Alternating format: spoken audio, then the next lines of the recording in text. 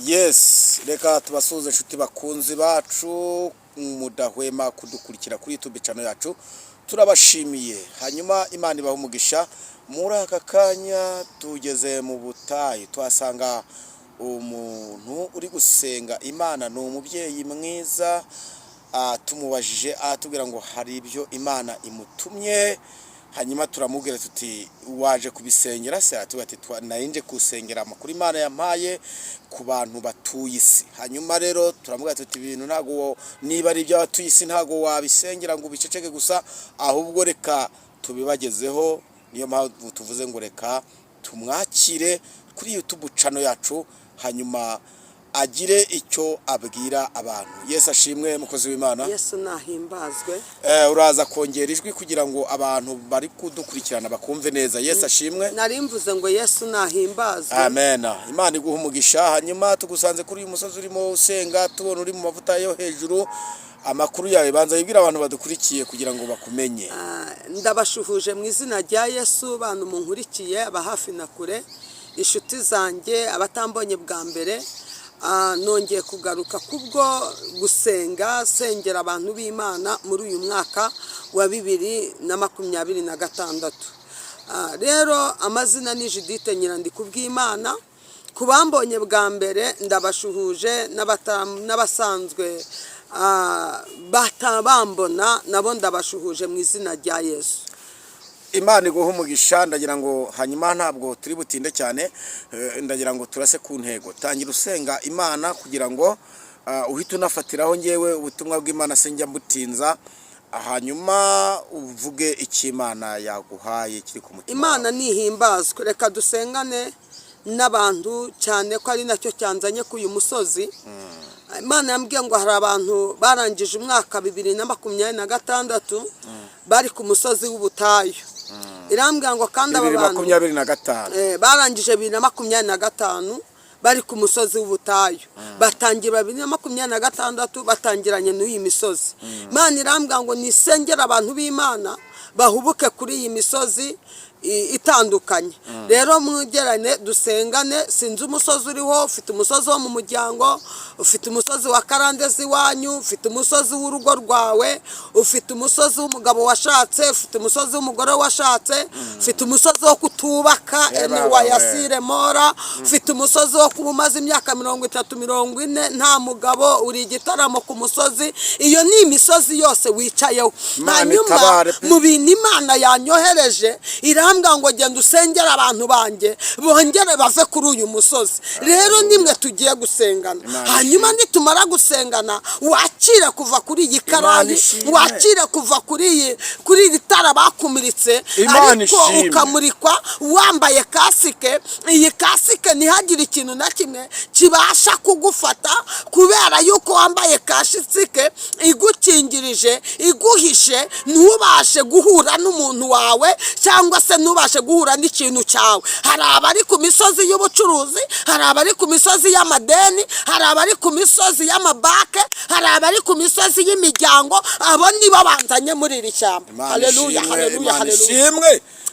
Hanyuma Imana irambwira ngo mbabwire ngo ibabajwe n'izi ngo, izi ngo ziri gusenyuka ari iz'abantu b'Imana. Ibabajwe n'izi ngo ziri gusenyuka ari iz'abantu bavuze izina ry'Imana. Irambwira ngo ihute usengane n'aba bantu basengere, numara kubasengera hanyuma nongere manuke nkorane nabo. Irambwira ngo nyuma yo gusenga irongera yubaka izi ngo. Yewe wa mugore we, yewe wa mugabo we, wowe uri kubona umugabo ari kugenda gucika, wowe uri kubona umugore ari kugenda gucika, wowe uri kubona imiryango yagushizeho, ngwino dusenganire isengesho. Wongere wiyumve mu bwiza bw'Imana, wongere wiyumve mu imbaraga z'Imana, wongere wiyumve mu muriro w'Imana, wongere wumve igicaniro cy'Imana kimurika muri wowe. Haleluya. Imana ishimwe.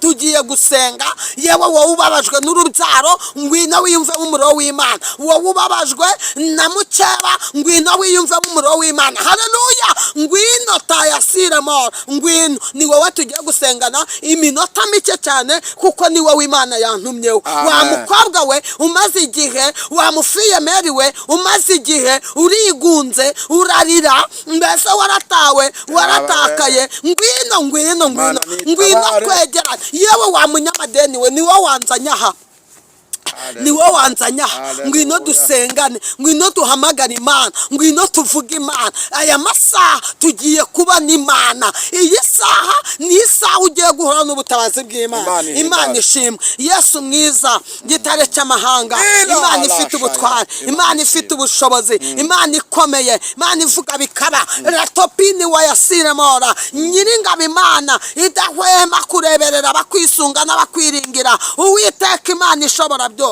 Sengeye aba babyeyi, sengeye aba bapapa, sengeye aba bakobwa, sengeye aba basore bari kuvuga ngo babuze ubushobozi, ngo ntago bakubaka ingo, baheze ku gikari bicara ahantu batahaguruka. Ariko ndabahagurukije mu izina rya Yesu, mbasabiye imbaraga, mbasabiye ubutabazi, mbasabiye ubwenge muri bo, mbasabiye amafaranga ku mifuka, mbasabiye ubutsinzi mu izina rya Yesu Kristo, mbasabiye ubutabazi buturuka ku Uwiteka. Enewa Yasire Mora, yewe mw'abakobwa mwe muhaguruke. Eneva Yasire aho babicaje, ndahamagaye imbaraga z'Imana, ndahamagaye gukora kw'Imana, ndahamagaye ubutabazi bw'Imana, ndahamagaye amavuta y'Imana. Imana Yasire Mora, Imana ivura, Imana ica inzingo, Imana ibohora. Imana ishimwe, Imana ishimwe. Bini wa Yasire Mora, manuka urengera aba bakobwa bambara udutimba, bakobwa baseke, bakobwa bave mu kazi k'ububoyi, bakobwa bave mu kazi k'uburetwa, bakobwa bave mu gisuzuguriro, bakobwa bave mu kubengwa mu izina rya Yesu.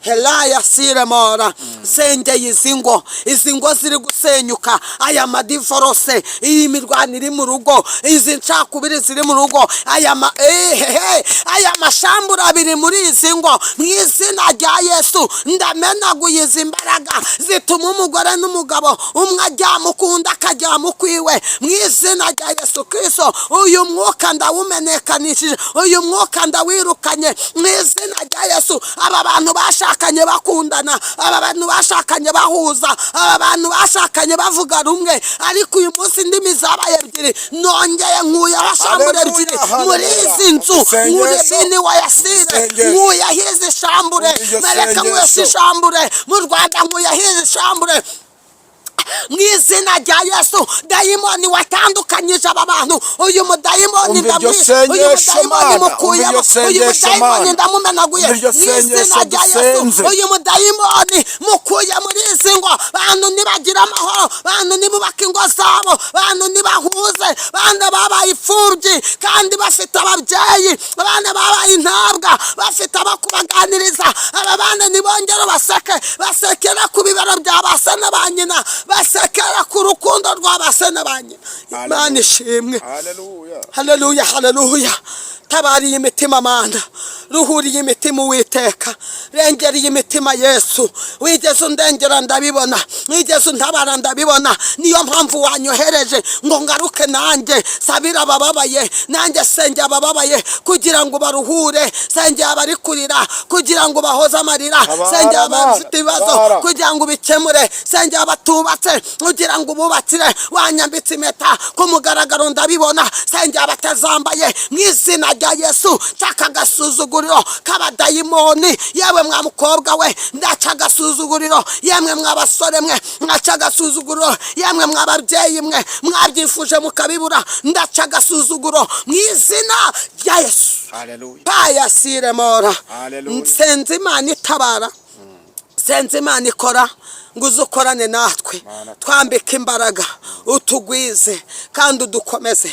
Uyu mwaka 2026 tukubona Uwiteka, twarakubonye Mana imyaka yashize, ariko dukeneye kubona igitangaza kivugira, dukeneye kubona mwami wacu amadeni yishyurwa, dukeneye kubona Uwiteka tabara abantu za karande zicika, dukeneye kubona abantu bongera burira amadege bajya gutembera basohoka baseka banezerewe bajya mu kazi. Hari abantu bazirikiwe akazi, hari abantu bazirikiye za viza. Izi viza ndazihagurukije mu izina rya Yesu, imbaraga zazizinze ndaziciye katika jina la Yesu. Haleluya, haleluya. Ongera wamamaza abantu, ongera usetsa abantu, ongera unezeza abantu mu izina rya Yesu. Urakoze Mesiya, warunzanye gusenga, ngaho ndabasengeye. Sengeye igihugu cy'u Rwanda ngo kibone amahoro, sengeye igihugu cy'u Rwanda ngo kibone umugisha mu byampagurukije birimo. Ndasaba umugisha, ndasaba guhirwa, ndasaba imbaraga mu izina rya Yesu. Bayobozi b'u Rwanda babona umugisha,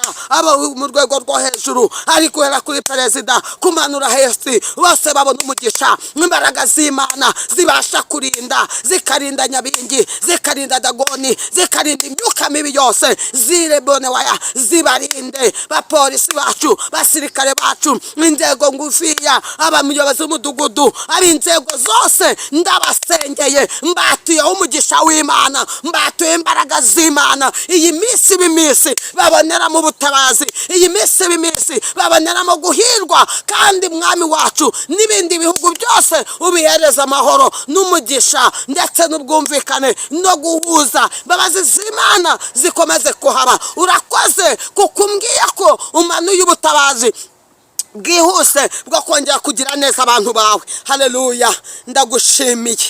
Urakoze kuko uvuganye nanjye, urambwiye ngo umanuye ubutabazi bwo gutabara abantu bariraga, kandi abantu bari bihishe bari mu mwijima, bakuye mu mwijima urakabyara. Ni mu izina rya Yesu, amen.